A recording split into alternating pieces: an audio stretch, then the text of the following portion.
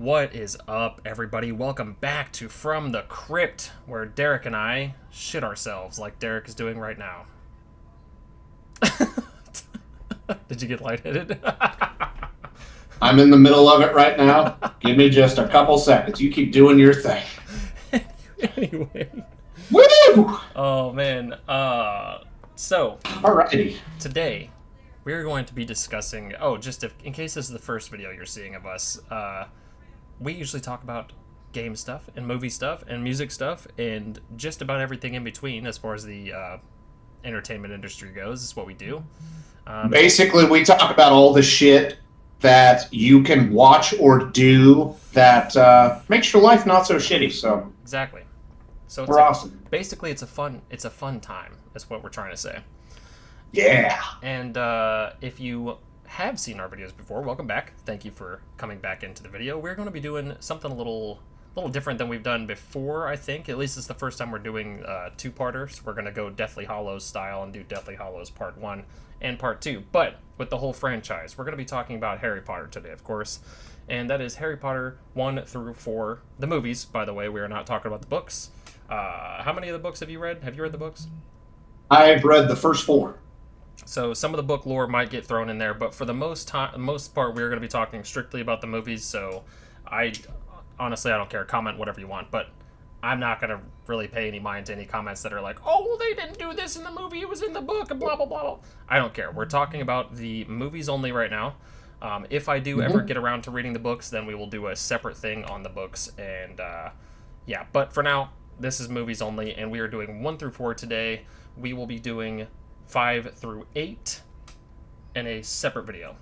We can probably upload them at the same time. I don't know. We'll see. We'll talk about that later. But yeah, for now, what is up? What has been going on, Derek? I know we just did an intermission, but we didn't do a little what you've been listening to, what you've been playing, all kinds of stuff that we usually do. Okay, so tonight, after we get done recording, I'm going to be playing Borderlands 2 for the 750th time. Okay. And then, listening to some Wage War. Their new album, Stigma, came out, which I would definitely say check it out. It's got a few groovy tunes on it. Hell yeah. And then, what have I been watching and listening to? God, I don't know. Maybe Ghost? Hey, we have an intermission about that. Go check that out. Yeah, if you want to see somebody get really pissed off, go check that one out. It's good times. Good time. Well, not getting pissed off, but the video's a good time. Oh, God, yeah, that was a lot of fun. Yeah. So it was. I lost my train of thought. What have you been doing, Jacob? Dude, I've been living. Today we actually went to an Oddities and Curiosities expo where they had like a fuck ton of bones and taxidermy and weird creepy shit, Halloween stuff, horror movie stuff. You would have loved it, honestly. You would have fit right in. Fuck yeah. Hell yeah. You and Toby both would have eaten the fuck out of this, dude. It was great.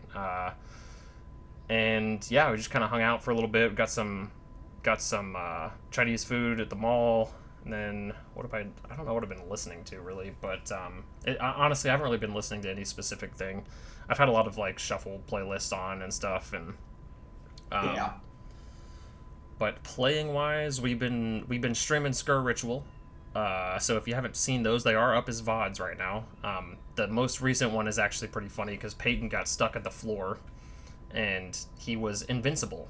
The zombies could not touch him, but they were still aggroed onto him. So they were still trying to attack him, but they couldn't hit him. So they were just standing there looking over his stuck body. So you guys just running and doing the objectives while everything is just drawn to him? Nice. Yeah. Nice. And it helped. I'm not going to lie. It did help for a little bit. But there's a specific part in this one map where you have to teleport to this place called the Void. And the Void is exactly what it sounds like. It's just this big black room. It's just darkness. And there's an objective where you have to kill zombies in a circle, and it gives you 1% of the bar per zombie kill.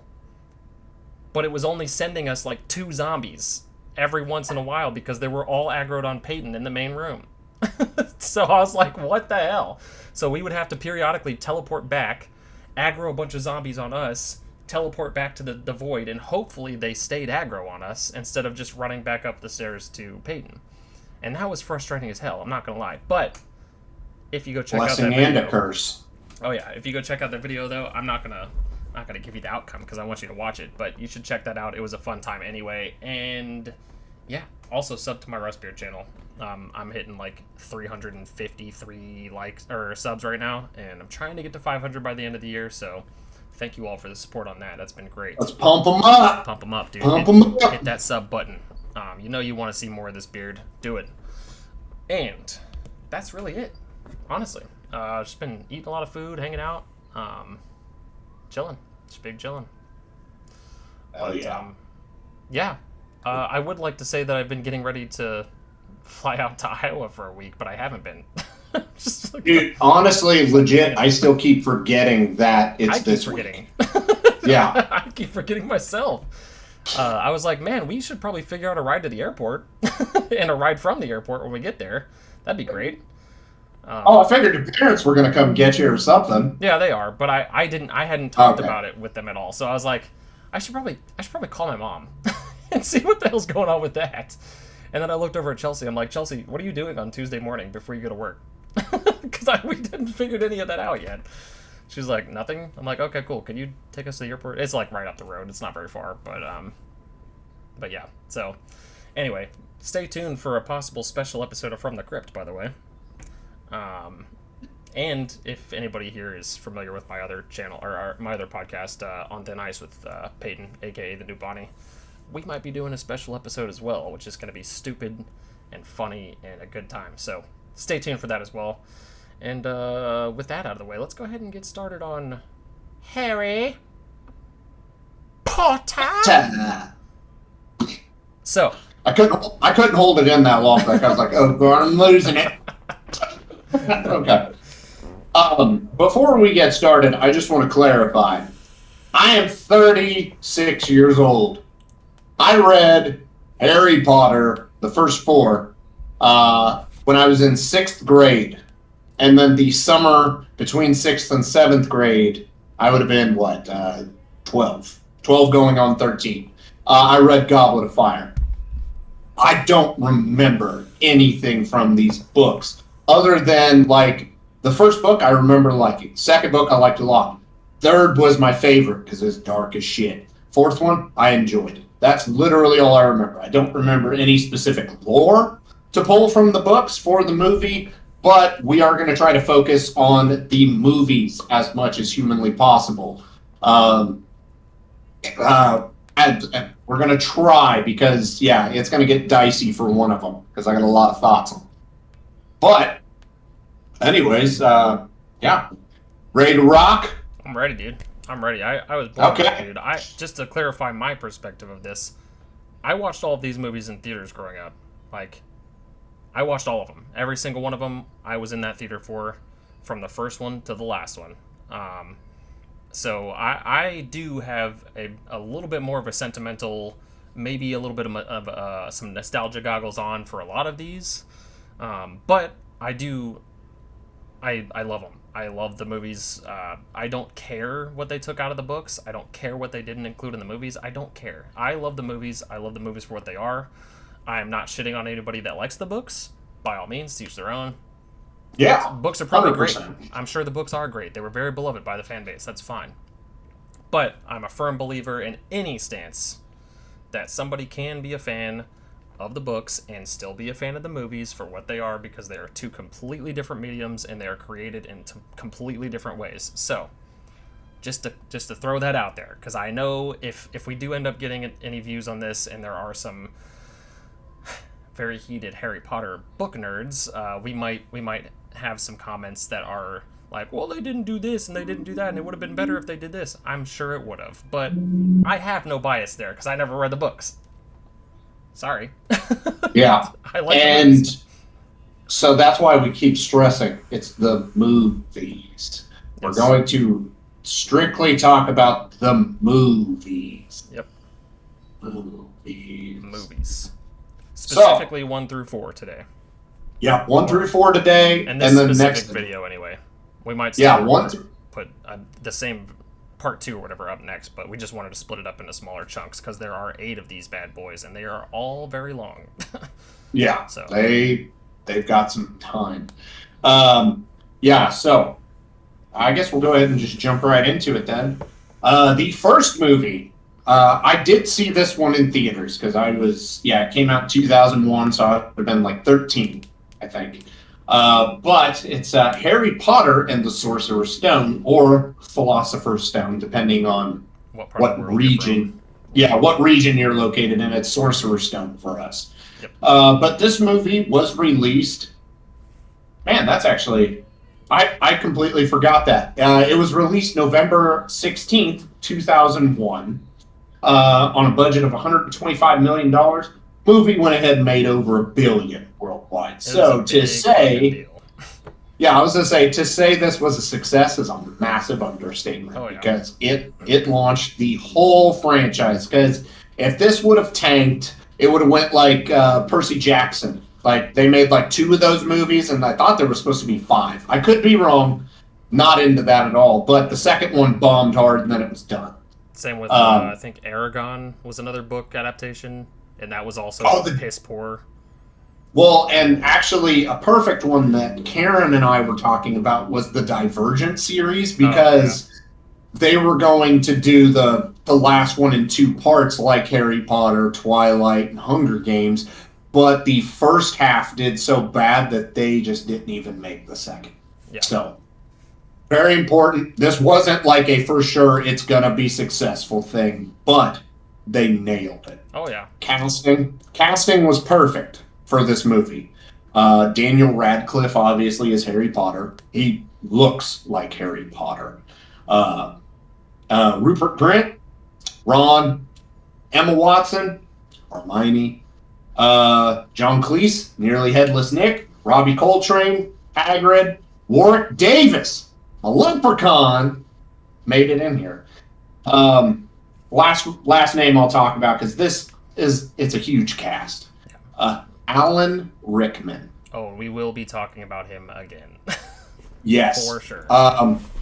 Now, Die Hard is one of my favorite movies. I will never pretend it's not. Who was Hans Gruber? Alan Rickman. I fucking love Alan Rickman. Oh, yeah. Okay?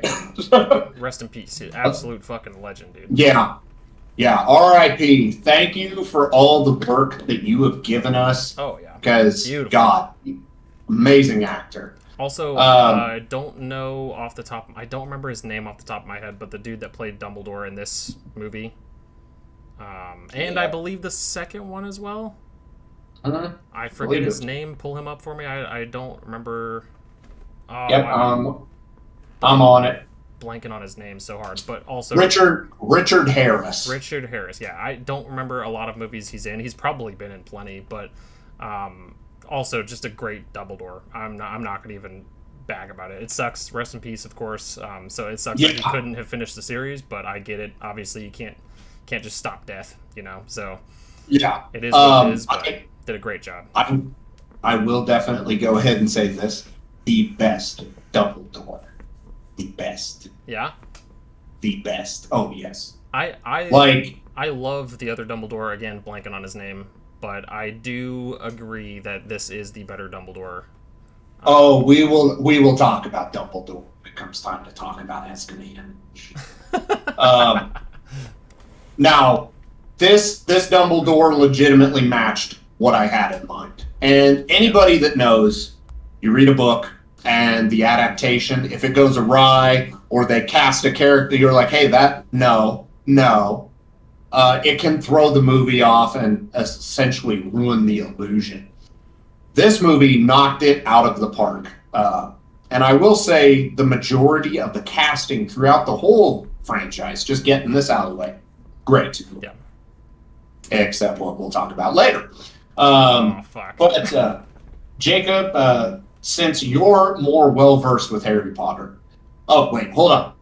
So, as many of you may know, I'm the hardcore horror guy. Look up here, you see it all. See all of it.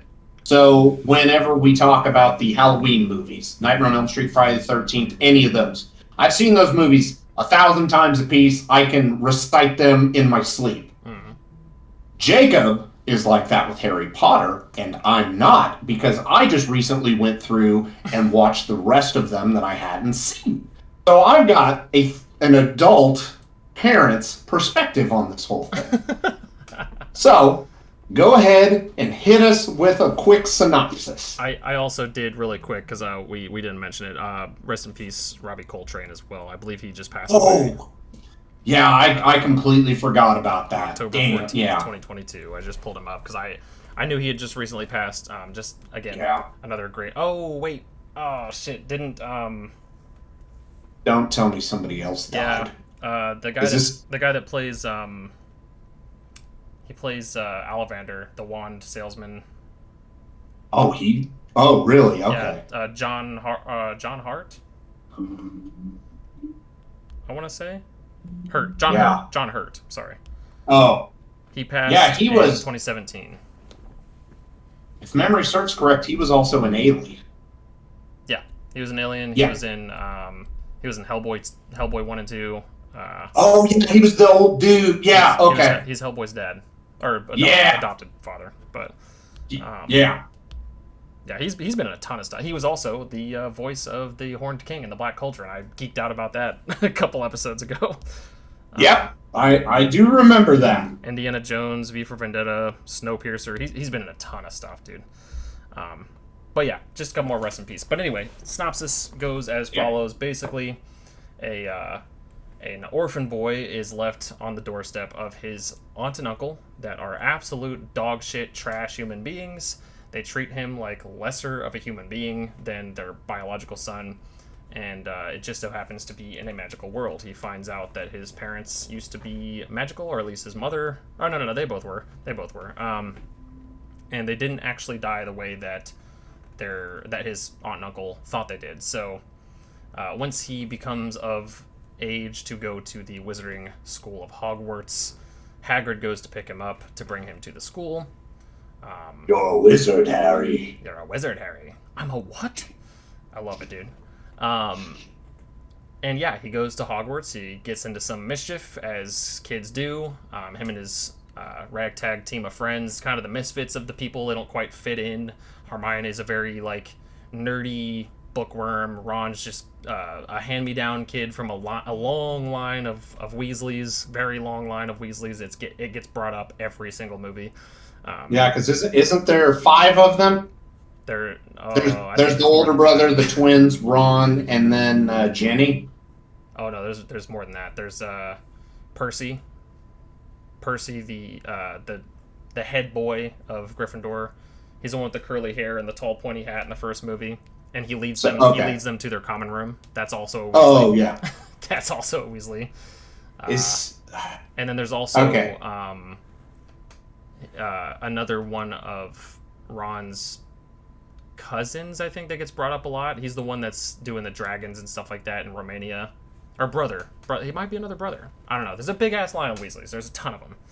I would say I'm trying to remember from Deathly Hallows, which I know we're not talking about, but that's when you get to see one of his older brothers that's married, and then the twins, obviously, then Ron, then Jenny. So I didn't. Yeah, there's a lot of them. Just leave it at that. But I'm blanking, but there's a ton of them. And they get brought up quite a bit. But yeah, the Weasley family is lower middle class, I would say. There's a big fucking family in a tiny little. Well, it's not a tiny house, but it's not the greatest house, of course. But yeah, they befriend Harry, who is also an orphan, so he also can relate to just being kind of an outcast and a misfit.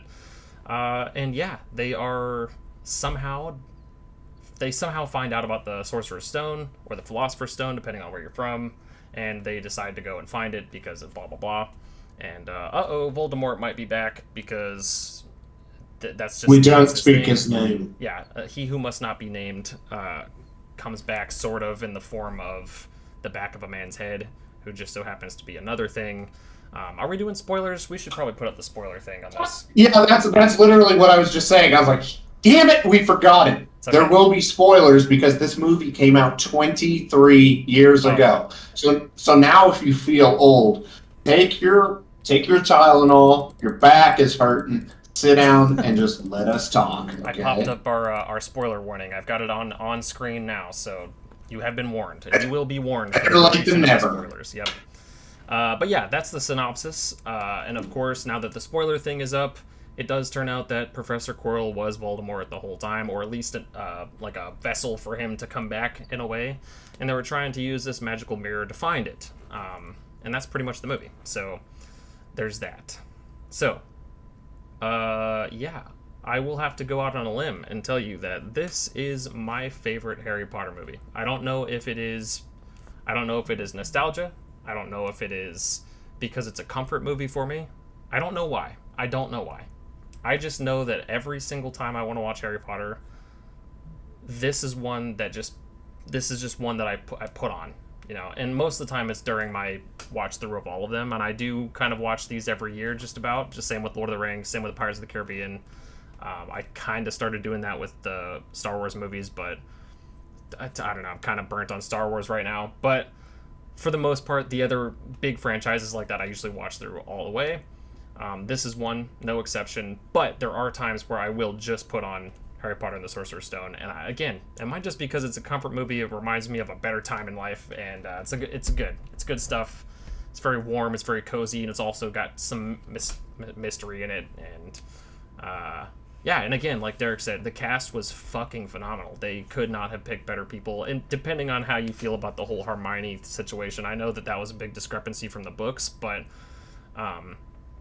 get over yourself. It is what it is. I think that Emma Watson did a fantastic job. Yeah. Yeah. That's just the way it is. Not to mention Emma Watson and Rupert and Daniel all got their start with these movies. Like, they may have been in other stuff before, but this is the thing that put all of them on the map. And yes. It's kind of a weird thing because they get kind of boxed in as being Hermione or being Harry Potter instead of some of the other stuff that they're known for. But even in some of their other movies, they do great jobs at what they do. They're great actors. I mean, I know Rupert hasn't really been in quite as many as Emma or Daniel, but even a couple that he's been in have been pretty damn good movies. So I still haven't seen it, but I'm pretty sure he's in Knock at the Cabin. Yeah, that's the most recent thing I know he was in, but yeah, I still haven't gotten around to watching that. He plays a completely different kind of character than what he plays as Ron Weasley, and I think he did a good job. The movie itself was good. Yeah. The movie itself was all right. I'd probably watch it again. Not my favorite, but it was pretty cool. Yeah. But yeah, Rupert Grint was there I go. Rupert was a great part of the movie nonetheless, and I think that stands on its own. I think that the casting was immaculate. And yeah, overall, I just really love this movie. I don't know. It's got some cheesy parts in it. Like I said, we've got stuff to talk about, but I guess first couple things I'll say is, one, totally forgot to tell you that we should do a ranking after we've talked about all of them. So number one's out of the bag for you right there. Number two, I still enjoy this movie. I saw it in theaters. It's not my favorite by any means because this one, you'll see the scales kind of shift throughout the franchise. The older that we get, like let's say this is kid right here and this is adult, like heaviness. It slowly tips each movie, and then eventually you don't even have a kid movie anymore. Yeah. And it's just, good. Like, awesome. And I'm not saying this one isn't. It's just, as an adult now, I'm not drawn to this movie.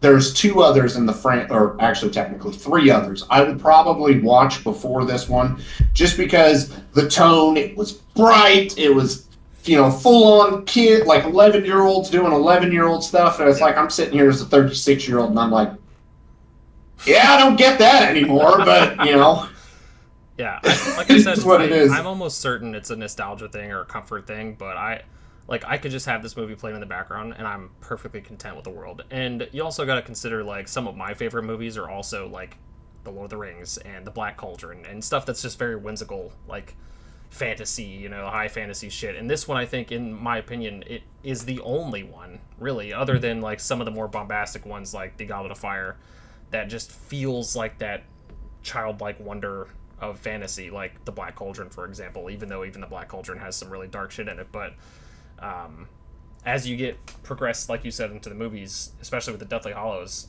like the saturation even decreases over the whole movie. Like it's a very white, very black and blue, and just off tones, and this one everything's very vivid and saturated, and I don't know, I love it.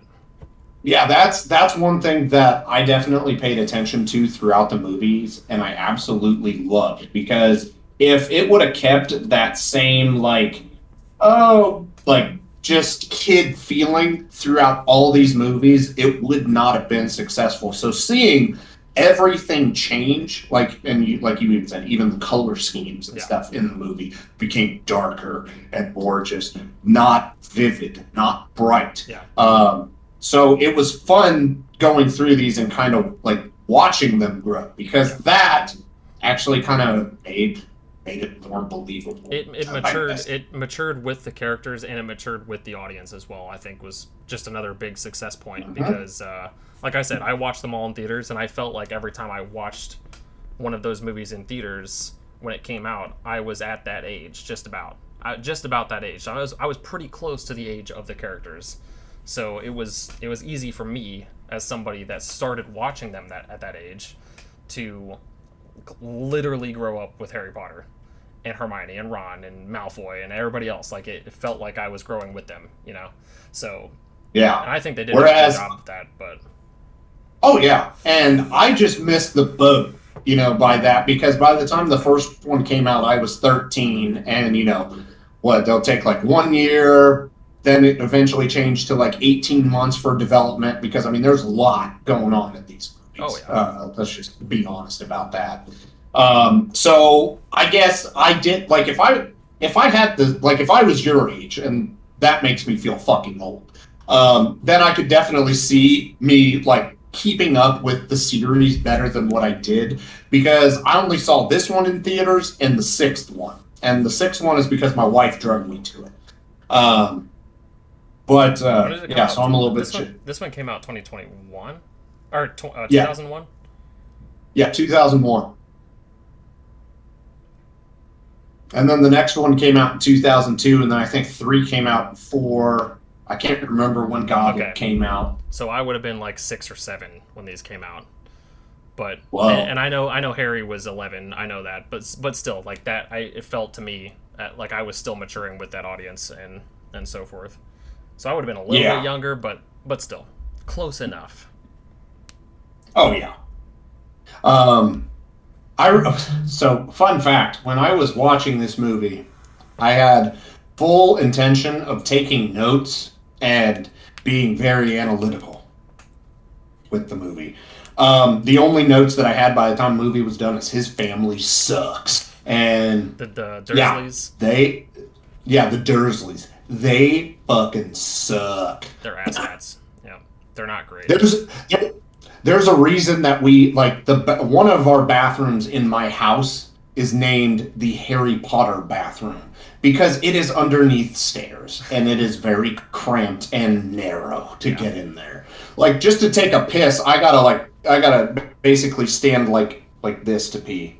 Nice. Assuming I'm hung like a fucking rhino. But yeah, I gotta fucking pee like, it's uncomfortable. But it's called the Harry Potter bathroom. Probably be a perfect fit for me, to be honest. I'm only 5'6", so. Oh yeah, you'd have enough room for activities and everything in there, whereas me, it's just a nightmare. Yeah.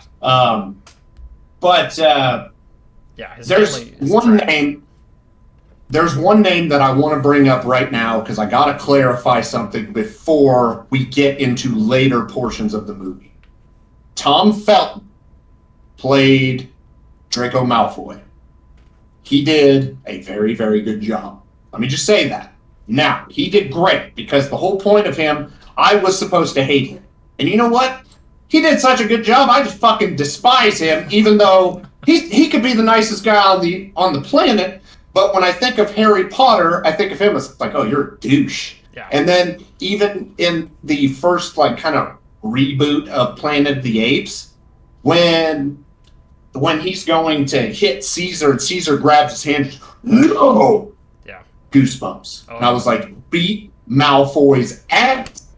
So yeah, 100%. Yeah. So I don't want it to sound like I actually hate him. He did such a good job portraying an asshole that it's just I'm going to say he's a dick 20 other times throughout these 2 videos.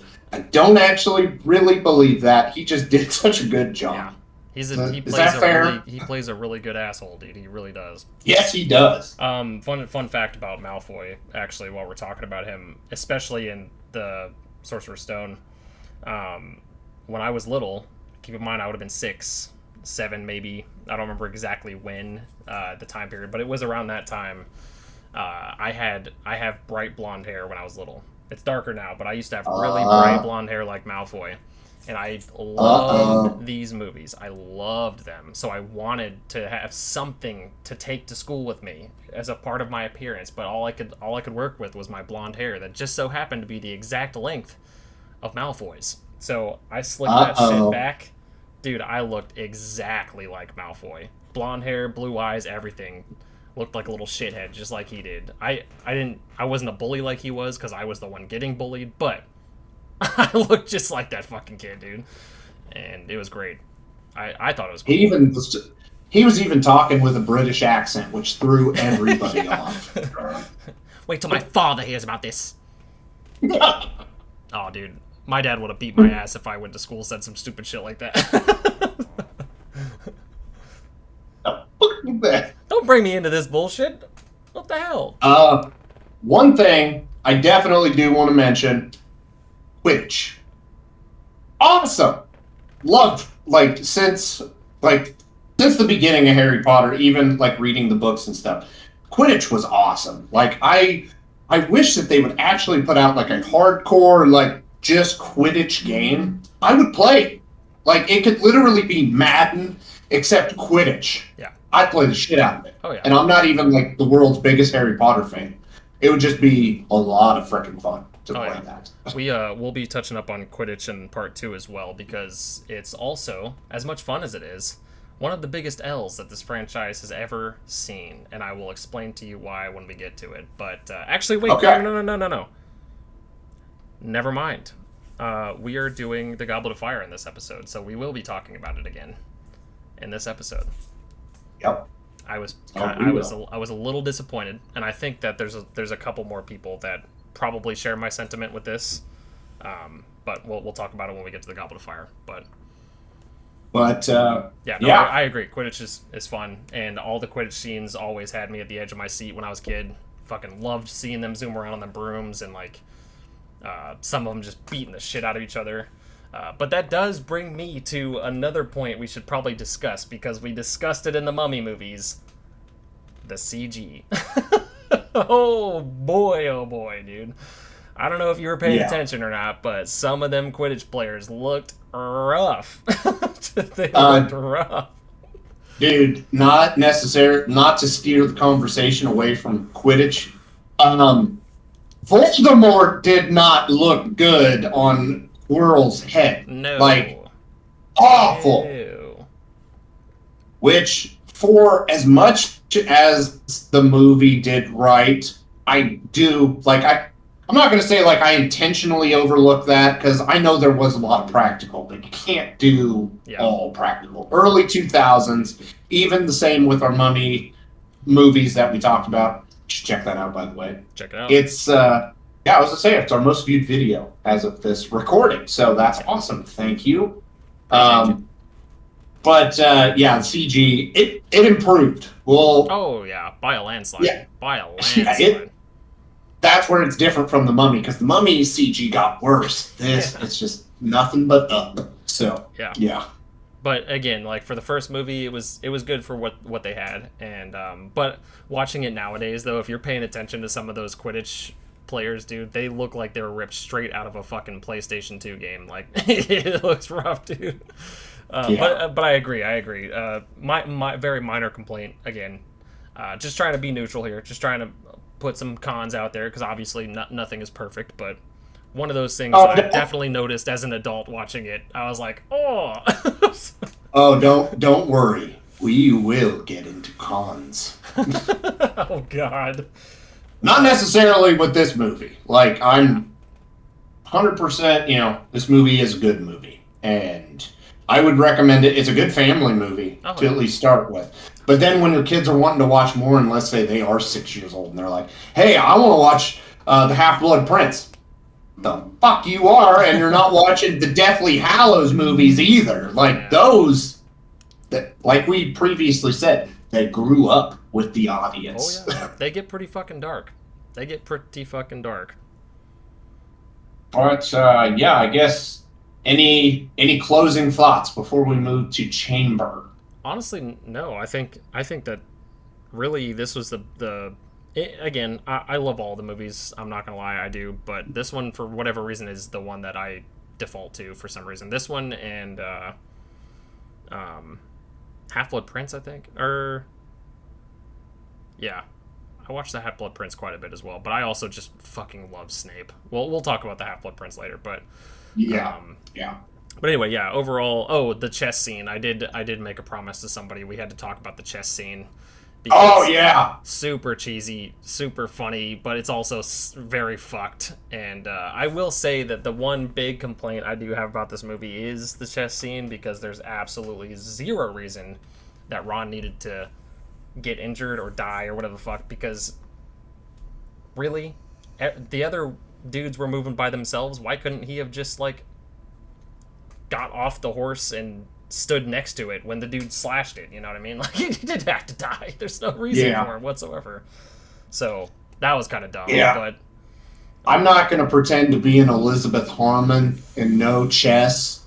But yeah, like, I don't know. Maybe it just wouldn't have registered, because if it's just the horse without the knight actually on the horse, maybe that would have screwed something up. That would be my legit only argument against that. Even with him sitting on it, though, if you watch the footage, dude, he stabs the horse. The blade doesn't get anywhere near Ron. Okay. He's fine. He probably got hurt, maybe, but this is not a crippling blow, dude. He's fine. Just rub some dirt on it. He can pick it back up. It's fine. But yeah. Definitely one of the most quotable movies, I think, as well. Because me and Deanna, my little sister, for anybody that doesn't know, we quote this movie so much. Everything from my dad's a muggle, my mam's a witch, bit of a nasty shot for him when he found out. From Seamus, dude, we say that shit all the time, and it's dumb because it has nothing to do with anything we're talking about. Or if the fat lover would have given this a squeeze, he would remember to fall on his fat ass. Dude, every single time someone forgets something, I say that shit. One thing, and this will be my closing thought, which is actually kind of a question, because Karen brought this to my attention, because whenever I watch a movie with my wife, 9 times out of 10, I'm the guy that I know everything. This was the 10th time out of 10, because I did not realize my wife has watched this movie like 20 times. Oh, yeah. Because we were watching like the extended version or something. She's like, that ain't in the theatrical. And I was just like, that's normally me saying that. Yeah. But there, I guess, was a theory that Neville was the chosen. I have heard that theory before. I've seen that theory run around, but I think the theory goes that he could have been the chosen one, because his circumstances are pretty much the same as Harry's. His circumstance is almost exactly the same as Harry's. He's also orphaned. His parents were both killed by Death Eaters. At the end of July. Yes. So he very well could have been. So I don't think it's so much a theory as just an alternate possibility that if Voldemort just so happened to be visiting Neville's parents that night, it could have been the same for Neville, but Voldemort was there instead. And chose Harry. So, not on purpose, obviously, but accidentally chose Harry because he just so happened to be in the right place at the right time. And I think the name of Chosen One just implies that it can only be one and so forth, but that could be only one. No, it doesn't actually mean that he's the only one that could be, because Voldemort, as we learn in, I want to say, Order of the Phoenix, maybe it was Half-Blood Prince, I can't remember, but it is revealed that Voldemort split his soul into 7 parts. There's no reason I don't think that he couldn't have done it again. So I don't know. I could be wrong. I'm pretty sure that was Half-Blood Prince. I think you're right. I'm not sure, but Yeah, either way, he could have done it with Neville as well. But we wouldn't have had a chosen one. We would have had a chosen two. So, I don't know. yeah, But it still doesn't work. yeah. So I know I said there can only be one, but Harry Potter and the Chamber of Secrets was released November 15th, 2002. Budget of 100 million and then grossed 882.5 million. So definitely a dip, sophomore slump, I guess, if you want to say, for this movie. Most of the casting still the same. Talk about that in the next movie. But one character, and there were probably a bunch of characters introduced, but the one that I felt was most prominent was Gilderoy Lockhart, the new Defense Against the Dark Arts teacher, which, if you haven't figured this out or haven't watched these movies, it's a revolving door. There's a new Defense Against the Dark Arts teacher every movie, just about. Yeah. Just about. But there's another plot point as well that should have been brought up in the last one. Snape is trying to be the Defense Against the Dark Arts teacher so much. Like, he's trying to be that professor badly. And we see that with his scuffle with Quirrell. And we learn later on that there is some sort of cahoots going on in a kind of backwards way. But Snape is always declined. He's always declined. He's always declined. There's always a new Defense Against the Dark Arts teacher. Every single movie, it's never Snape until the very end. Which we're going to talk about that. I've got some thoughts on that. But anyways, Jacob, plot synopsis. Chamber of Secrets, go! So, Chamber of Secrets, second installment of the Harry Potter series. It takes place, or it starts out kind of how we started in the first one, but obviously the cat's out of the bag. There's fucking wizards, Harry. And Harry is going back to Hogwarts for a second time, but he is greeted by a house elf before he goes. And it is revealed that Dobby, the house elf, has been hiding all of his letters and notes and all that kind of stuff from Harry, from his friends for the summer, or whatever the in-between portion of the school year is. And it's because Hogwarts is not safe. Something bad is happening at Hogwarts in the school, and he doesn't want Harry to be involved. He doesn't want Harry to get hurt, and he knows that if he goes, he's going to be targeted by the Dark Lord himself, he who should not be named. And he escapes. He gets on the flying car, or he gets in the flying car with Ron and his brothers, and they fly to Hogwarts. And they go to school as usual. Bad shit happening all around. It was just Ron and Harry in the car. Oh, yeah. The one where he's picked up with Fred and George is a different one. That's... yeah, because... Oh, yeah, you're right. It's just Harry, Ron and Harry. Oh, no, yeah. No, I'm mixing it up. He does go, and the wall doesn't work. The platform 9 3/4 doesn't work. Oh, yeah, that was my bad. I'm mixing up with the different one. Thanks, Dobby! Yeah, Dobby basically fucks up the wall to get onto the platform, and Ron steals his dad's car, flying car, by the way, flies to Hogwarts, and they go and do their schooling as usual. However, really bad shit's happening. There's like some mystery going on with the heir of Slytherin coming back and trying to kill Harry because he's obviously needing to kill him for his own dastardly deeds and shit. And it's revealed that the Chamber of Secrets has been opened. And the Chamber of Secrets was created by Salazar Slytherin, the one of the 4 founding members of Hogwarts. Obviously, the Slytherin house being the one that's always associated with evil, even though I think that we can talk about that at a different time, but I think that's kind of dumb. But he himself was not a good person. He believed very heavily in pure-bloodedness and pure-blooded magic, wizards and witches and stuff like that, and muggles were...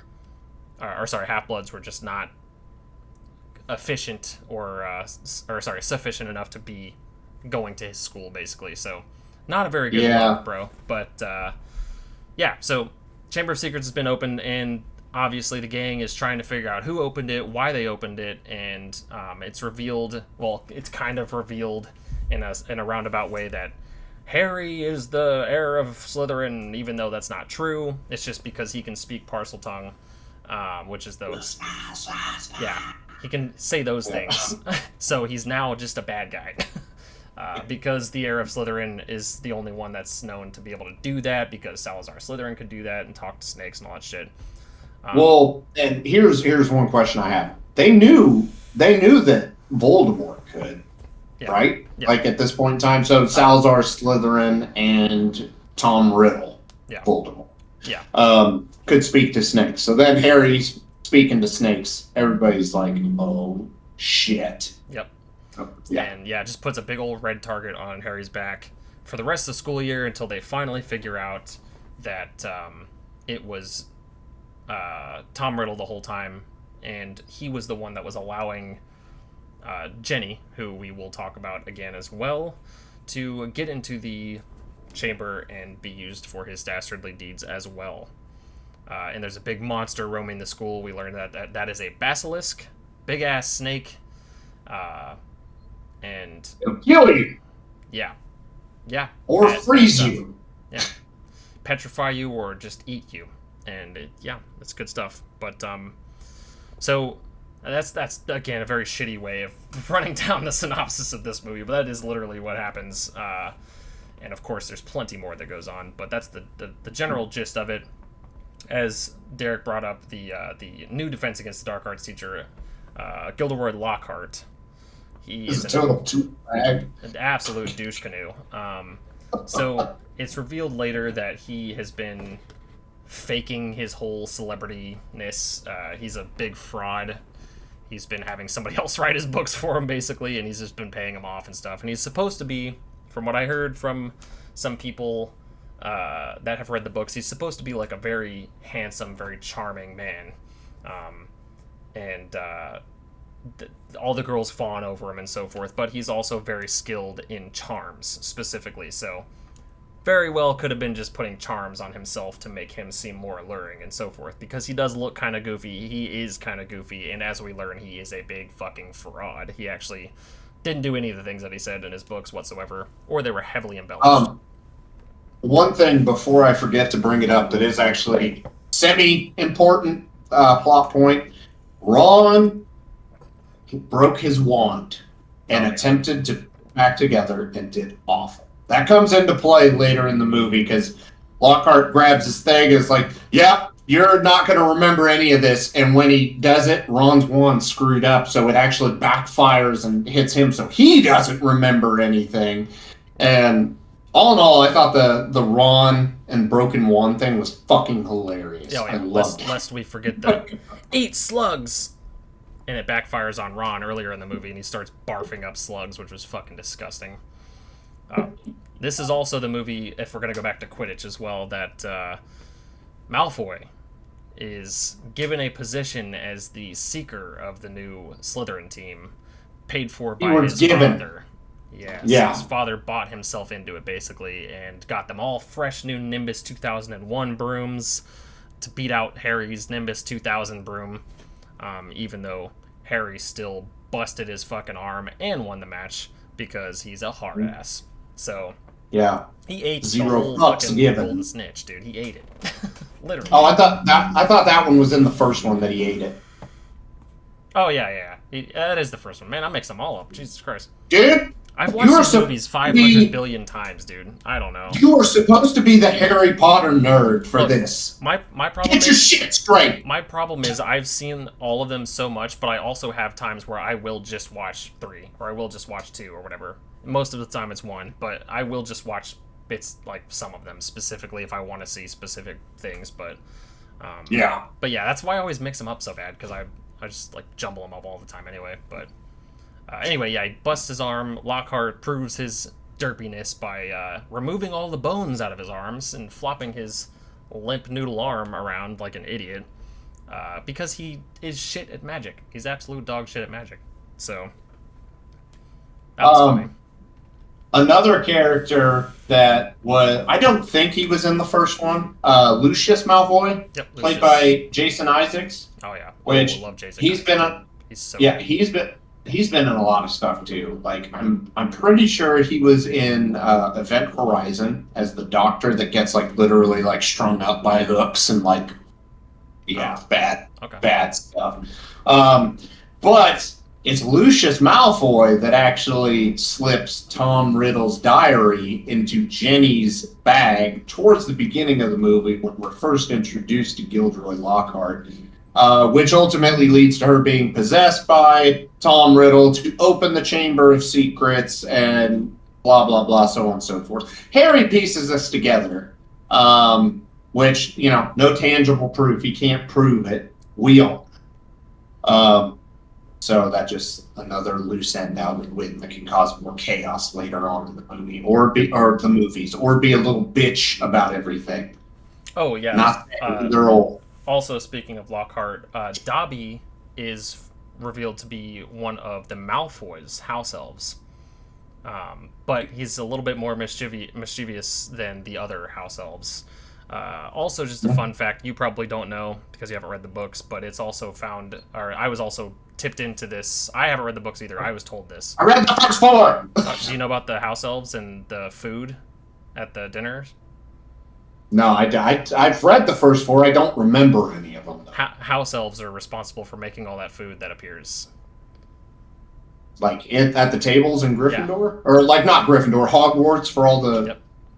Oh, okay. House elves cook all of that, and they make it magically appear on the tables, which is kind of fucked up, but because they don't get any credit for it. But yeah, because I did not remember that at all. I don't know which book it's talking about, but somebody told me recently that was the case.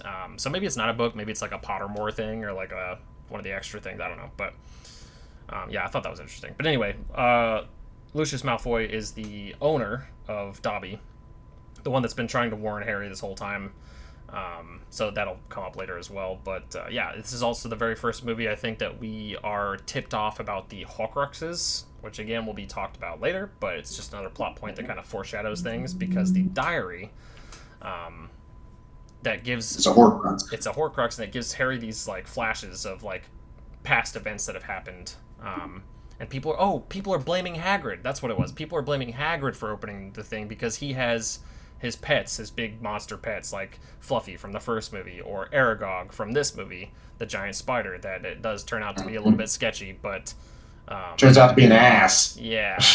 I think that was supposed to be, like, them saying, well, Hagrid hasn't been out here to feed them because he was taken away as a suspect. Okay, so that makes sense. So they were getting hungry. I think that's what they were going for, but I don't know, they made it a little sus by just being like, "Oh boy, you look tasty right now. Let me lick you up, dude." And I was like, I don't know about all that. Stay away from me. Yeah, it's a little fucking weird, but anyway. So, but yeah. One thing I will say is, like, towards the end of Sorcerer's Stone, when Harry is dealing with oh god, what was his name? I already forgot. Voldemort. Like at the very Voldemort's head. Oh, like who's the Quill? Professor Quirrell. Sorry. Professor Quirrell. Okay. Quirrell, yeah. Like that level of kind of like it's getting serious. We've got more of that in Chamber of Secrets as well. It's definitely going right up we're growing up with it, so stuff's getting a little more serious, a lot darker. Dude, when I first seen this one, the Chamber of Secrets, as a kid, I was terrified. There were things in this movie that terrified me as a kid, like writing blood on the walls and shit. Like that's already fucked up in itself, but like, and just like everybody being petrified and shit. I don't know, something in my kid brain was like, oh yeah, that's a little fucking scary, but dude, it terrified me to no end. Yeah. I will definitely say it's like a 14 or 15-year-old by the time I watched this. Yeah, I was not scared. No, probably not. But when I was as a 7-year-old kid, I get it. I get it. That's a bit sketchy. What? Yeah, spiders also fucked me up because I just don't like spiders. But as a 36-year-old adult watching the movie, yeah, fuck Aragog. Yeah. All right, and all of his little babies. Ugh. Yeah, but all in all, I will say I actually do like Chamber of Secrets better than Sorcerer's Stone. Like I said, I love all these movies, but I don't know, just default to the Chamber of Secrets every time. I don't get it.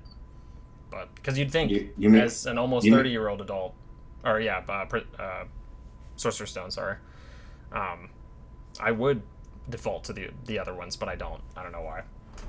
That's fair. I'm a child, dude. I don't know. I wish I was a child at heart. Yeah. But yeah, no, this movie is very good. A little bit darker tone, not like like blood being written on the wall. You know, nobody like openly dies. Everybody gets petrified because if you look at the basilisk indirectly, it petrifies you. Yep. But if you just like, hey bud, what's up? He's gonna kill you. Yeah. That doesn't happen. So I would definitely say it's still safe for kids to watch this. They just might, like you did when you were a kid, be a little bit scared because makes sense. Also, But Fox the Phoenix literally pecks the eyes out of the basilisks. That's a little graphic, but oh yeah, well, it's CG on CG. I don't. That's like Godzilla beating the shit out of Kong. CG on CG. I don't know. Pecking eyes out is a little bit a little bit worse than beating the fuck out of somebody, I think. One thing that we should also reference is the fact that the Phoenix saves Harry by dropping off an unusual gift when he's in the chamber. The sorting hat. The sorting hat. And I know if it was me down there, I'd be like, fuck, do I put this on? Like, what? Dude, I would have been like, Fox, have you been drinking? What the fuck did you bring me this hat for?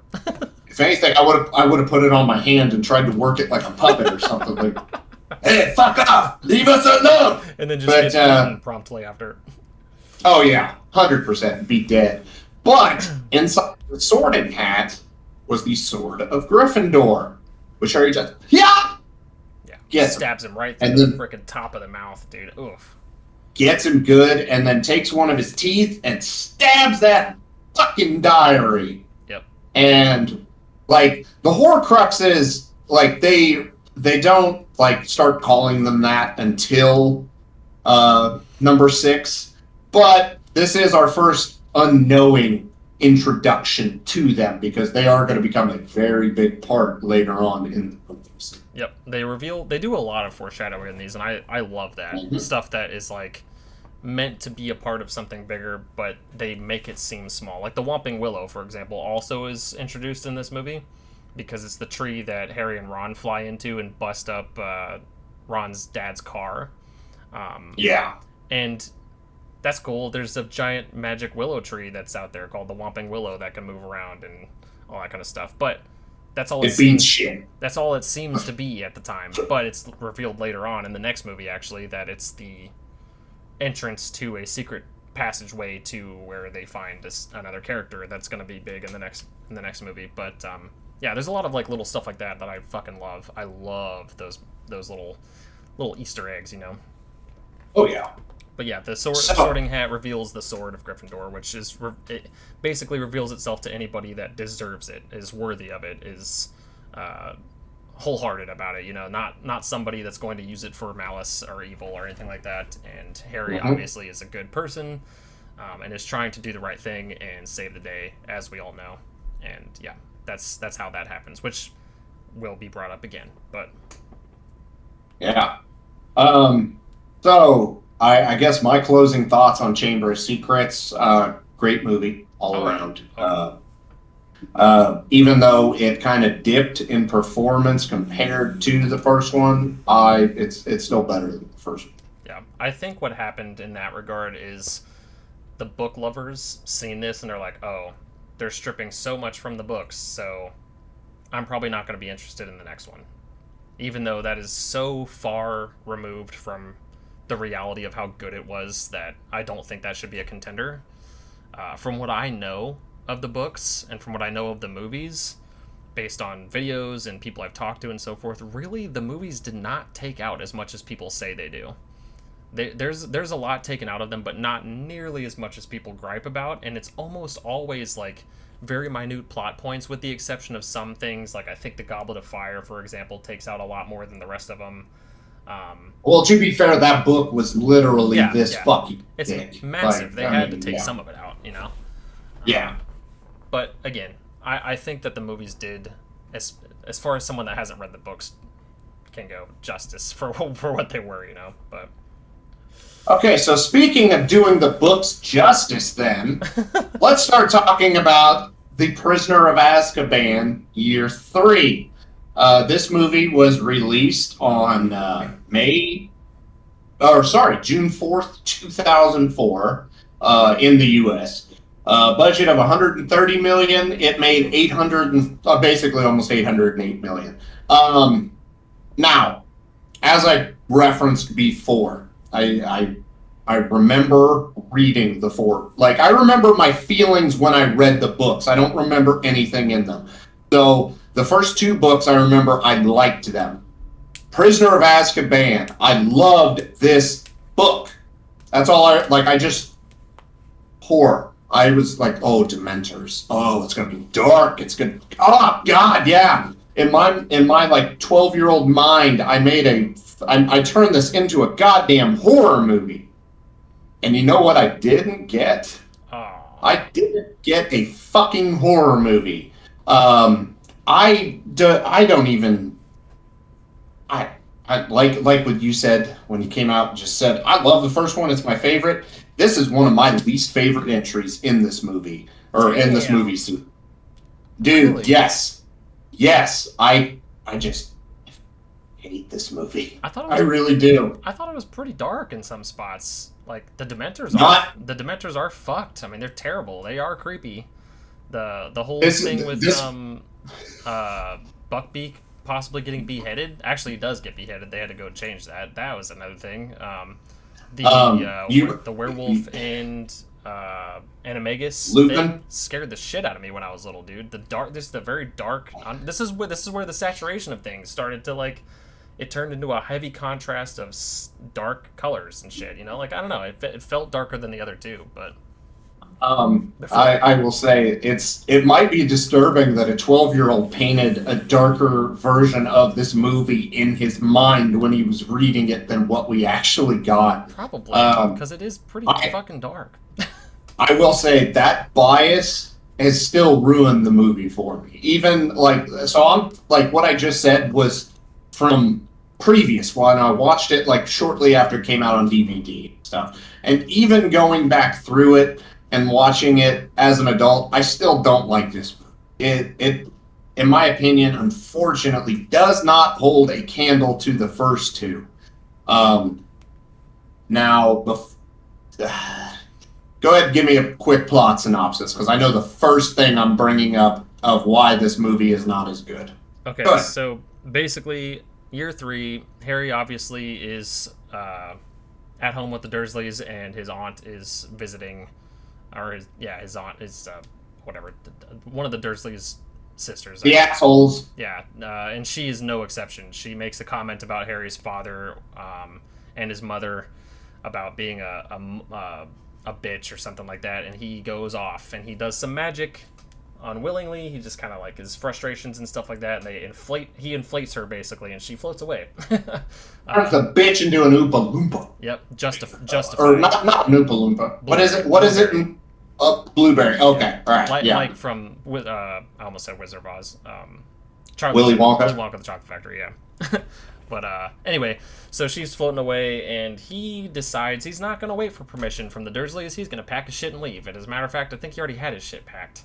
And he just walks out the door. He actually holds his wand up to Mr. Dursley and says, "Hey, get the fuck out of my face, bitch." And he walks out the door. So he goes and waits for the night bus. He gets on the bus. He also sees a black wolf.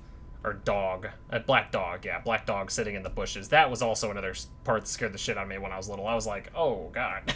That's a little terrifying. That's also foreshadowing. Yes, foreshadowing for later. And he gets taken to the Leaky Cauldron, which is kind of a meeting place for people, like a wizard cafe, basically. A wizard pub, something like that, maybe. Tavern, actually, because there's beds and stuff like that. Bed and breakfast, maybe. I don't know. Who the fuck cares? But the Weasleys show up, Hermione shows up, and Arthur Weasley, Ron's dad, pulls him inside and says, Sirius Black has escaped Azkaban, basically Alcatraz for wizards. And Harry doesn't know what the fuck he's talking about, because he doesn't know who Sirius Black is, but everybody else knows about Sirius Black, because Harry's always in the dark on this shit, because he doesn't do wizarding shit when he's at the Dursleys, because they always suppress it. But anyway, Arthur says Sirius Black is out and he's going to come for you because they think he's in league with the Dark Lord and all this shit. And that also breaks free Bellatrix Strange as well. That should be a thing. That is no, it doesn't. No, it doesn't. She's broken out later on. I'm getting the fucking movies confused again. God damn it. But anyway, Sirius Black makes a fucking escape and is seemingly heading to Hogwarts, where he's going to kill Harry and so forth because he's in league with the Dark Lord. And yeah, a bunch of bad shit happens. Everyone's trying to figure out where Sirius Black is. The Dementors are surrounding the school looking for him, basically. Who are basically, like, they're soul eaters, pretty much. They eat your essence, your fucking just life, basically. They eat your life force and so forth. They make everything cold and take all the joy away from everything.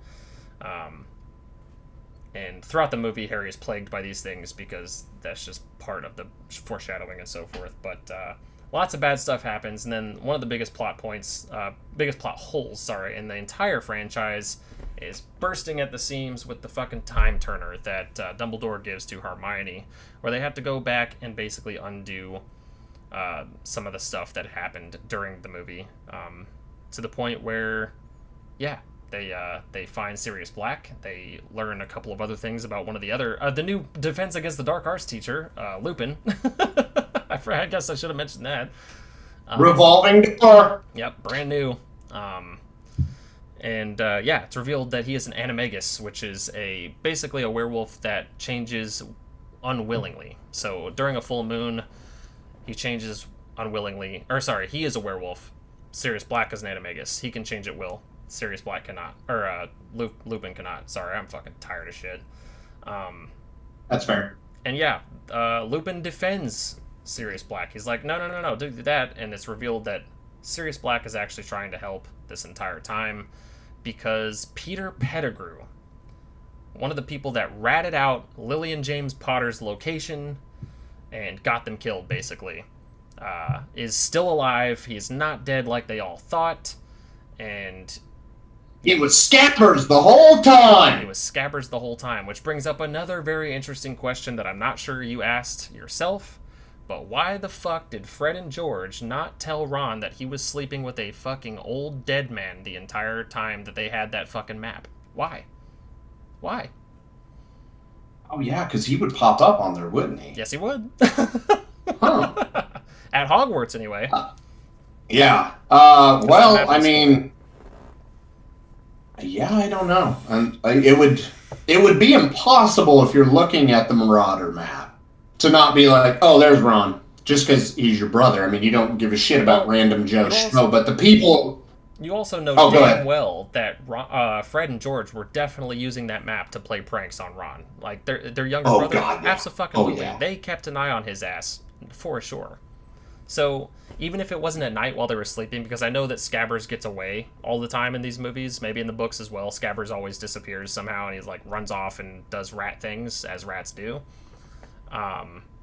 But even then, he would still carry him in his cage. He would still be like in the dorm room on the off chance that on the chances that he's not getting out and all that shit. But like, Fred and George had to have seen his bitch ass pop up on the fucking map. And at least if they didn't know who Peter Pettigrew was, which I'm pretty sure they did, they would still wonder why a Peter Pettigrew is like always with Ron, but they never see a Peter Pettigrew. Yeah. So they would have asked 100%. But yeah, it's funny though. Dude, ultimately, I know, like, we're going up that scale. It is getting darker, but in my mind, this, like, when I was reading this, I just remember being like, fuck yeah. Like, I was legitimately like, okay, I went through 2 books about a kid wizard, now I'm getting into some serious shit, and it did not translate to the screen for me. Okay, did you know that Gary Oldman was Sirius Black, like, right out of the gate? Actually, hold on, you were like 9 at that point, so you wouldn't I didn't know who the fuck Gary Oldman was, but... Karen legitimately had no idea that was Gary Oldman. I was like, how did you not know that was Gary Oldman? I mean, I know he's a master of disguise. Not saying he's not. this is one of the roles where he looks like Gary Oldman, like Yeah. no prosthetics, no nothing. Like, Yeah. so she's like, yeah, it took me forever to realize that was Gary Oldman. And I was like, The scene, there is a scene. It's not the first scene you see him in though. There's a scene when they're in the house at the end, and everything's getting revealed with Peter Pettigrew and all that stuff, and that Sirius Black actually isn't the bad guy and so forth, and he was framed or whatever.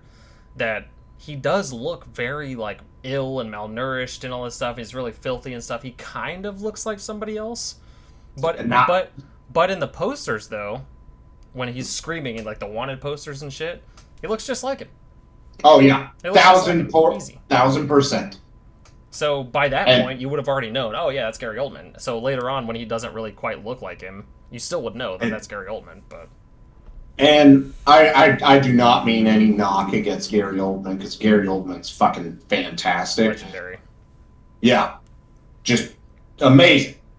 My mind literally pictured darker Sirius Black. I feel like they just scratched the surface and they didn't like really dive and go as dark as they could. Which, yeah, one fan was disappointed, but there's all kinds of them that were not. So that's ultimately what matters. This is not my favorite movie of the series. I will say that, but I definitely didn't dislike it.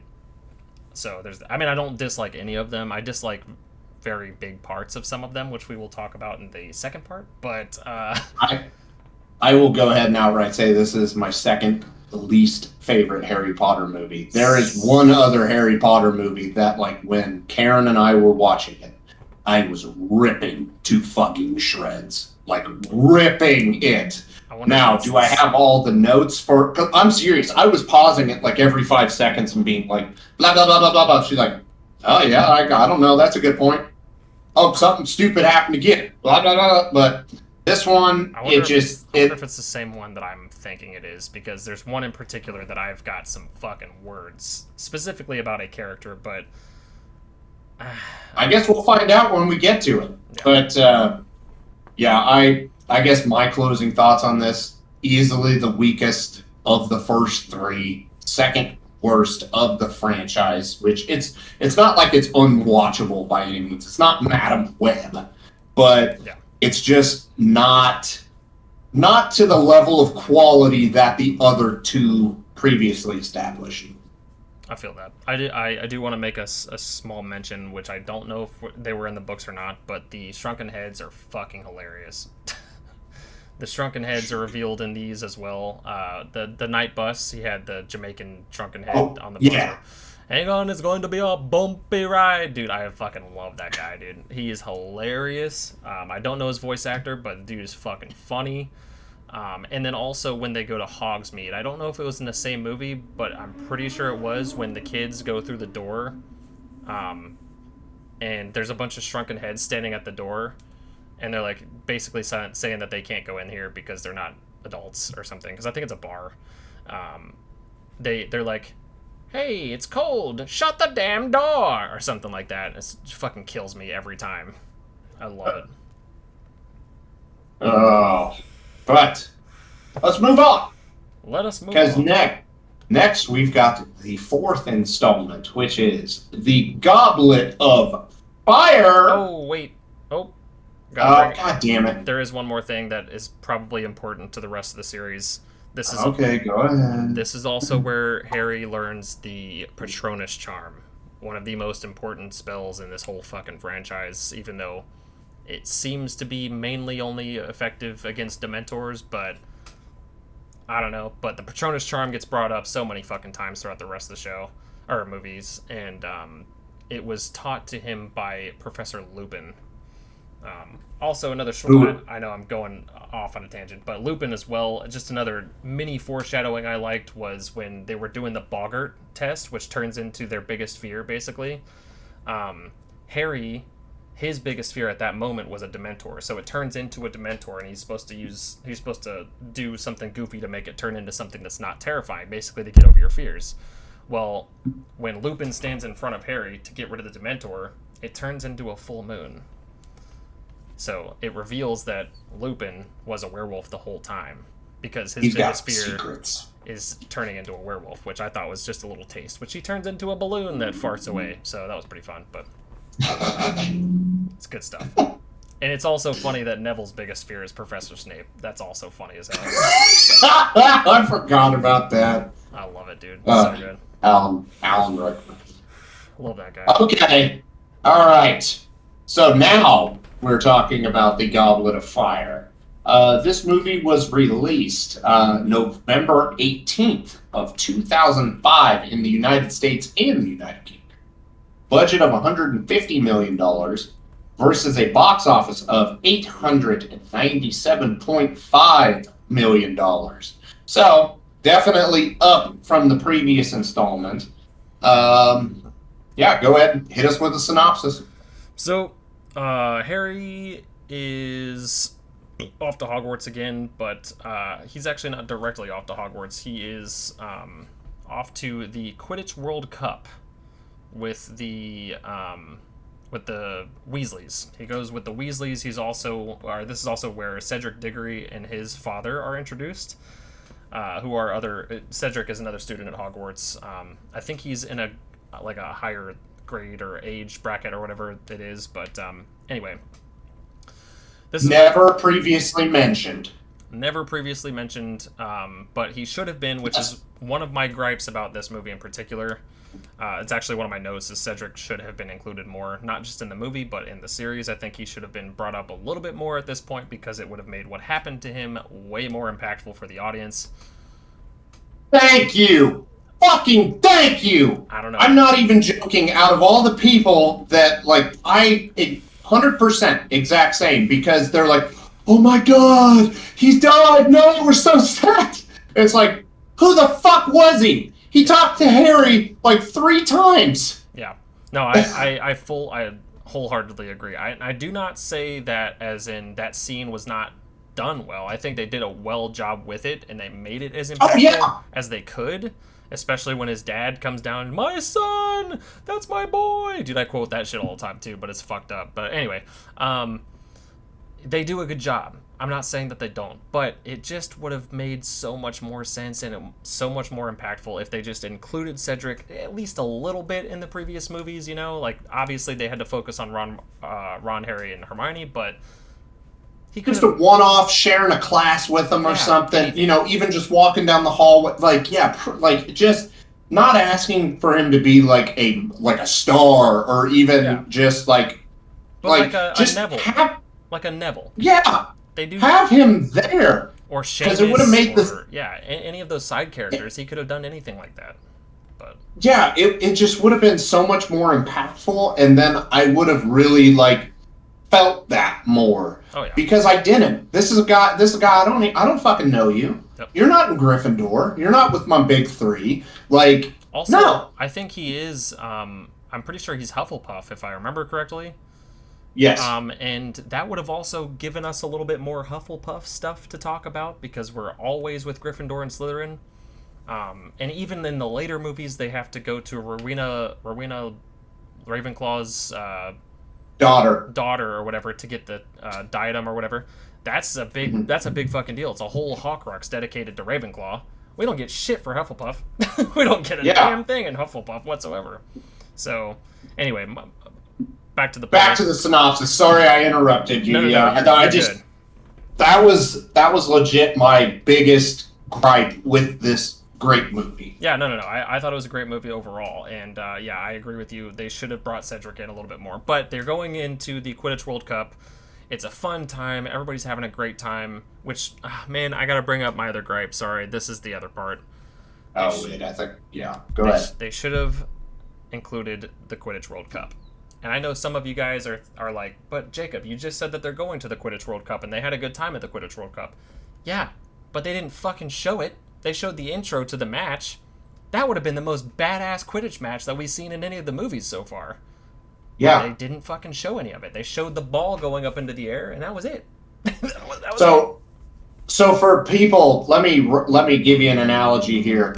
That would be like watching high school basketball versus the fucking NBA. Like, Yeah, imagine how much better and awesome that would have been. I exactly. completely agree with what you said. With professionals like that do this, like even if it's like from a high school to a college level, still people are still hyping up the college level shit. Like I don't know. It's weird to me that they build this hype around this massive sport for 3 fucking movies. They include it in every movie so far, and now we get a fourth movie with the biggest possible match they could have, and they just skip it. They skip it. They're just like, all Gone. right, yep, the match started and it was a cool match, but you guys didn't get to see any of it. But anyway, it does Yeah. introduce one of the other lead characters that just pops up in this from one of the other schools, Victor Crumb. He becomes pretty important later on as well. At least the Durmstrang school, which is a whole different school. It's like a Russian version of Hogwarts, basically. Russian Hogwarts. Yeah, he is one of the contestants in this match and so forth. But anyway, everyone is going to sleep, and all of a sudden, people start screaming and crying and like freaking out and so forth. It's revealed that Death Eaters are at the match. Death Eaters are here. They are blowing shit up. They're killing people left and right. Blah blah blah. So now people are starting to worry that they shouldn't be going back to Hogwarts. They end up getting back to Hogwarts, and everyone's paranoid and all that shit. But it's also the Triwizard Tournament.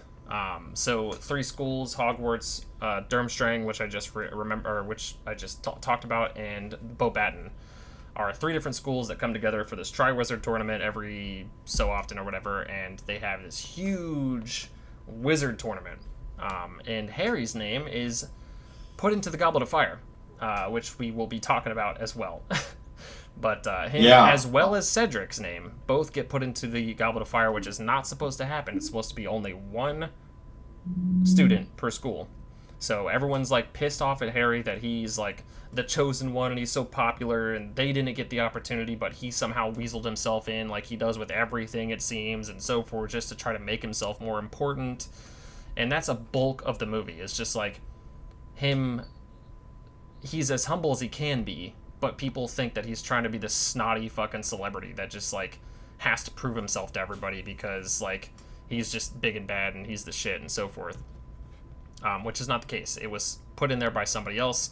We also get the new Defense Against the Dark Arts teacher, Mad Eye Moody, and Love him. probably my favorite of the Defense Against the Dark Arts teachers, if I had to pick one. He's number 2.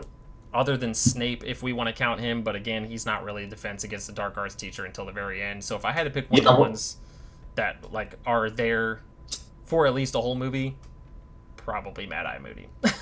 Oh yeah. But Yeah.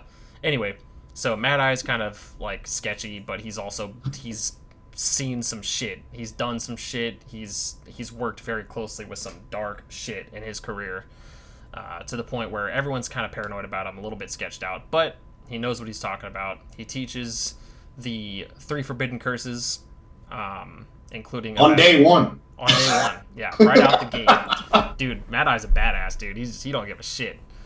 Hell yes. But yeah, so anyway, they do the Triwizard Tournament. The first game is dragon battle. Basically, they have to get an egg that's being guarded by a dragon. And that egg reveals the second thing, which is one of the 3 conversations that Cedric has with Harry, and telling him that a secret on how to open it, basically. Reveals the mermaid task, where they have to go down and save one of their fellow classmates from the mermaids in the Black Lake.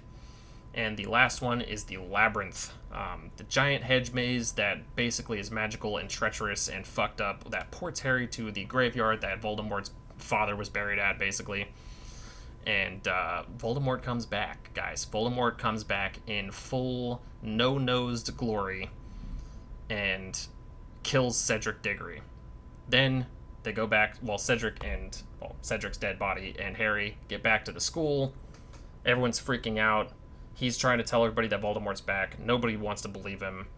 And that's that. That's pretty much the gist of that one. So, one thing I'm going to touch on, because I absolutely love this actor. Wow, why am I blanking on the name? Oh no. Wow, that was a bad thing to start off and then forget. Um, no, I'm having a hardcore brain fart right now. God, Fright Night. David Tennant. God, I'm an idiot. He played the guy who was actually like disguising himself as Mad Eye with Polyjuice, because Mad Eye with Polyjuice, which was that also was brought up in Chamber of Secrets. and it will come up again too. But I literally just from the opening scene where you see somebody sitting in the chair, you obviously know it's Voldemort, but the chair back, you can't see anything, and then you see David Tennant, and then Pettigrew kind of pops out. I paused it. I told Karen, I was like, I am not going to watch David Tennant, my fucking Doctor Who, be a bad guy. What the? I love David Tennant, but as usual, he did awesome. He wasn't in the movie like too terribly long, you know, just kind of here and there at the beginning, and then once it's revealed that he was Mad Eye the whole time. There's some flashbacks I did. as well. Some like story building kind of stuff, but I really enjoyed this movie a lot. Definitely not remembering anything about the books. I know I have my gripes with it, but don't make it out to be like I trash this movie. The things that I'm pissed about with the movie is what you said, like Cedric being introduced and then it's supposed to be this big emotional fucking thing at the end. That felt way more hollow than what it should have been because, yeah, it's a student that I've never seen before. If it would have been like one of the twins, for instance, somebody that I had been seeing consistently, Neville, the kid who always sets himself on fire, it could have been any of them. I had more emotional attachment to them. And it's not because it was Robert Pattinson by any means. Because, I mean, by now, he was Batman and was awesome as Batman. It's not like I've always been a Robert Pattinson fan, other than Twilight, obviously. But I've seen a decent amount of his movies. I think he does a good job. I think he's a damn good actor. Oh yeah, for what he is. Especially the Lighthouse. Water for Elephants was pretty good. Like, he is a damn good actor. So I don't want people to think like, oh, you're just hating on him because you're not Team Edward. No, I'm Team Go fuck yourself. We're not talking about those movies, and we will never talk about those movies on this podcast. Not happening. But I just want to be clear. I'm not like dogging Robert Pattinson at all. He did good. I just don't like the fact that I was supposed to feel this and I did not because I had no previous attachment to the character. I think the biggest takeaway I think from that scene specifically, and the reason why it redeems itself in a way, is because I felt for Harry. I felt for Harry in that moment because of what happened to Cedric, because he had, I mean, no matter what student it is, I would still feel fucked up from that, you know? So yeah, there wasn't really a close relationship with Harry, no, but I still felt bad for Harry regardless. I just wish that I felt bad for Cedric, you know, or Cedric's dad or somebody, you know? Like, losing a child always sucks, but like I still would have wanted to feel more for him and his father in that moment, but...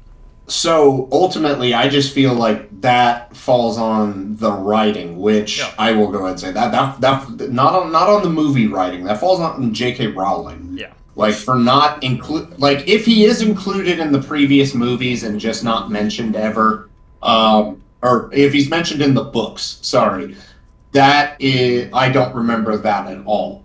So if she would have been like really, because she plotted out 7 books that turned into 8 movies that turned out good. There were a few misfires. This is one, I don't necessarily consider it a misfire, but it definitely wasn't firing on all cylinders because I had no emotional attachment to this character. Yeah, you know, you feel bad for Harry, but that only goes so far. But and then Ron also being a dick to Harry a lot of the movie. That was kind of dumb because friend to friend, like, let's say it was me and you, and I wanted to be in the thing, wasn't old enough, couldn't do it, and then you, same boat, and you got put in there, you would have told me, like, I didn't put my name in there. And then it becomes a real Harry Potter mystery to, hey, let's get the big 3 together, let's figure out who put your name in there. And yes, in this scenario, that makes Toby Hermione. I said what I said. If I'm diving on the Ron bomb and you're Harry, Toby is Hermione. God damn. That's fucked. Which, actually, for the thumbnail for this, can you please make it all three of us? Just Toby's hair. I'm going to take Hermione's hair out. And... Oh, no, I was going to say, just put Toby's face with Hermione's hem. It'll be classic. I love it. They've got similar big curly hair, though, so, like, especially from the first couple movies. Play around with it, see how it works. That'd be funny as hell, yeah. But, it's gold. It's gold. Toby's whole head on a little girl body. That's funny as hell. Oh, man. But anyway, yeah, no, I fully agree. I think that this was a great movie. I love this movie every time I watch it. It does have some dark... Yes. It's got some fucked up shit in it. I'm not gonna lie. It's got some dark stuff. When you see the... I don't know if he's the Minister of Magic, but he's somebody in the ministry, I think. Who is the father... yeah, he is the minister, I think, at that point. Barty Crouch. Barty Crouch is found dead in the woods as they're just, like, strolling through the woods and shit. Like, that's fucked. That scared the shit out of me, even at the age that I was at. I was like, damn, they just threw a dead body in there, and that's fucked. But and then the whole mystery of, like, well, if this isn't Mad Eye, then where is Mad Eye at? And then they reveal that he's been locked in a fucking chest underground for who knows how long. Like, that's fucked. Yeah, a chest that was enchanted, so it wasn't this big. It was literally like... Yeah, it was like going into the floor. Dude, no. That's fucked up. The Black Lake was always very tense. Even watching it now, it's very tense when Harry's getting dragged back under and shit, and he ends up saving both of them, and his gillyweed is giving out. It's like running out of time and so forth, and he's like about to lose his breath. Love that. Yeah, it's just a lot of tension in this movie. I love it, and I agree the Ron thing was a little bit overdone. Because if I'm somebody's best friend, I'm gonna back him as much as I possibly can, you know, and I would trust my best friend in that scenario. Like, if my best friend's like, no, dude, I did not put my fucking... Harry, did you put your hand on the goblet of fire? I would believe him. Like, okay, I believe you. I have no reason for you to... Or you have no reason to lie to me. I have no reason to not trust you. Yeah. And he just, like, didn't. I was like, okay. So, one... And I know I'm a movie behind now. But did I mention Dumbledore for Prisoner of Azkaban? No, we did not talk about Dumbledore. I mentioned the time turner thing that Dumbledore gave Hermione, which was a huge plot point. They should have probably never done that. I don't know how they would have done it differently, to be honest, but like, anytime you introduce time travel, you're getting in trouble in anything. Because if that's the case, Hermione could have just went back and done... She could have rewritten all of this if she wanted to. Yeah. But, so, I guess since I forgot to mention it, this is more Prisoner of Azkaban based, but it is throughout the rest of the movie. The Dumbledore that they casted, he is a 6 out of 10 for me. Because the one in the first two movies, 10. Perfect. 6 out of 10. For the second Dumbledore. Fuck, you're hurting. Cutting deep, dude. Cutting deep. Dude, like some of the just little ways this Dumbledore moves, it's like you're not 100 million years old, like the other one was. The other one was believable as Dumbledore. You're moving funny to me. I don't know. It's just something like next time you watch the movies, just watch how he moves. It's like, fuck, you don't know. No, you don't move like that. He's magic.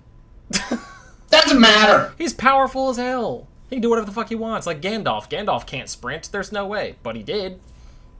It's just the same problem that you run into with any movie ever. I mean, don't get me wrong. The Mummy series included. Gandalf is a bad example because he's literally an angel. Like he's a fucking Maiar. But so. Well, yeah.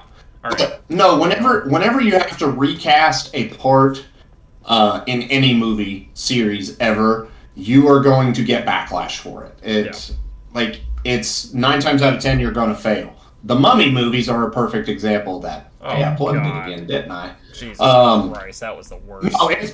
No, I was saying it's nowhere near as bad as that. I would say it's 6 out of 10 though. Fuck. Really? It's a 8. Yeah. Oh yeah. I would have said like an 8 out of 10. Not a 6 out of 10. Fuck. 8? What? I love. Okay. No, dude. I love the actor. I think he did a great job, and I don't mind Yes. him. I don't mind him as Dumbledore. I don't mind it. And it would be different if he was recasted for the sake of like money discrepancies or something like that. But it was like the other guy passed away. Like, so I get it. Yeah. I think they maybe have been able to cast him better, but I think that what we got was damn good. I liked that Dumbledore. I thought he was fun. He was a little bit more quirky, so he was able to be a little bit more involved and so forth. But I thought his personality shined a little bit more. I do agree. I agree that the first Dumbledore was just a better representation of what Dumbledore is supposed to be. But for the sake of what we were given in the form of the movies, I think that he did an outstanding job.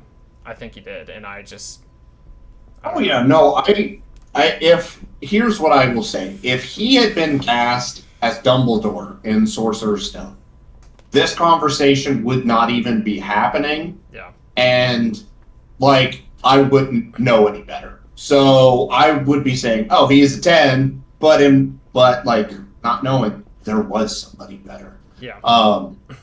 But because he was recast, and I know it's because of character, like the actor passed away, Yeah. which is sad, but still, just looking at it from just a recasting thing, doesn't matter, money, death, creative differences, anything, they did okay. But I love the Dumbledore, the first Dumbledore. That's my Dumbledore. But like, dude, the scene with and I know it's not this movie. We'll talk about it later, but the scene where they're in that cave and Harry's got to force feed Dumbledore the water or whatever, and he's like doing the big. He was great in that.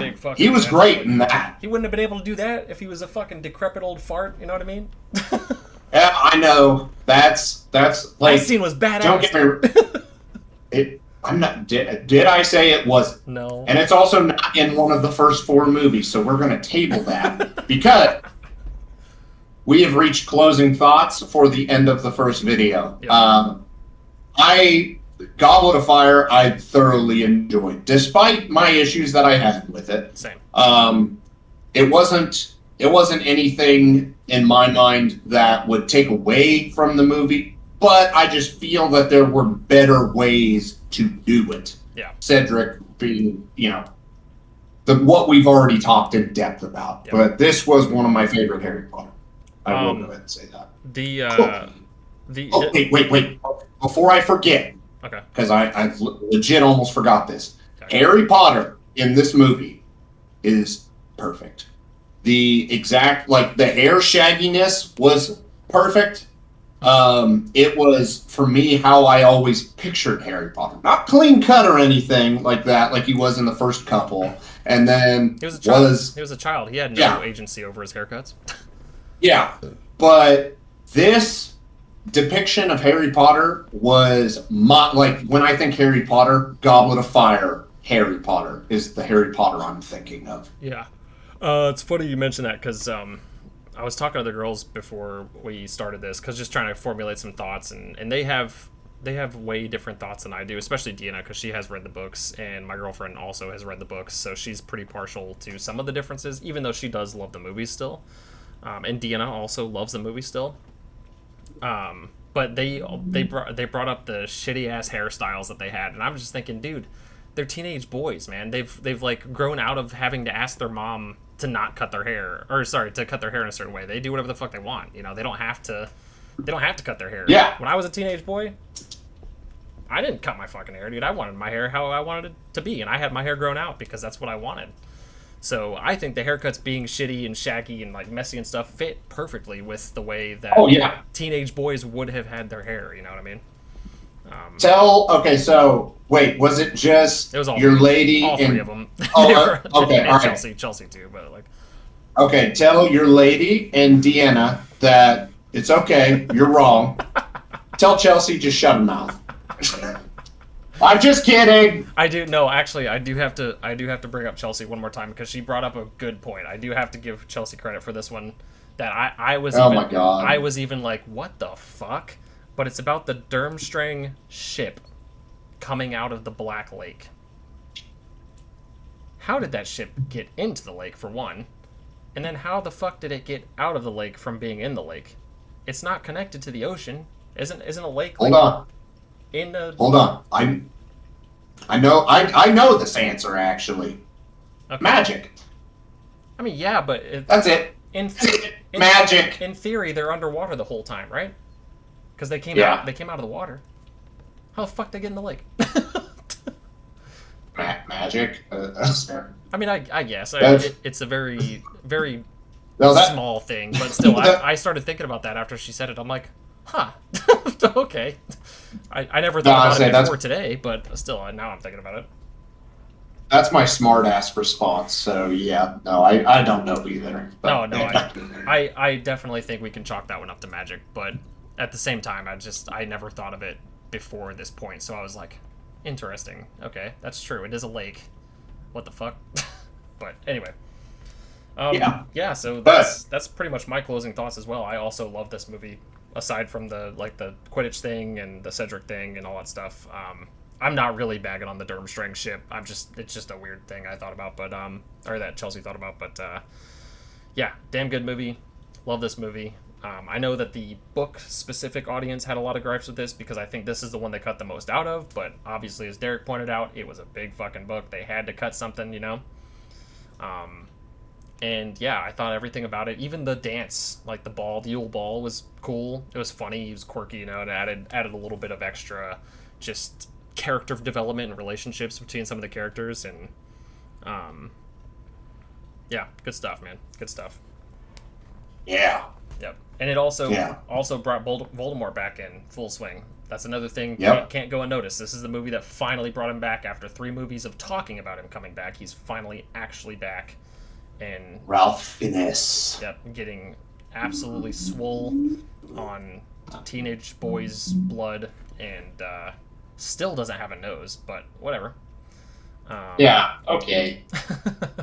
He can come back from the dead, basically. Yeah, was he supposed to be turning into a snake the whole time or something? Is that why he had no nose? I think he just had the little slits. Just did that to make him more menacing. But there was a reason why they did the nose thing. They took the nose out because he was going to look too much like somebody else, I think.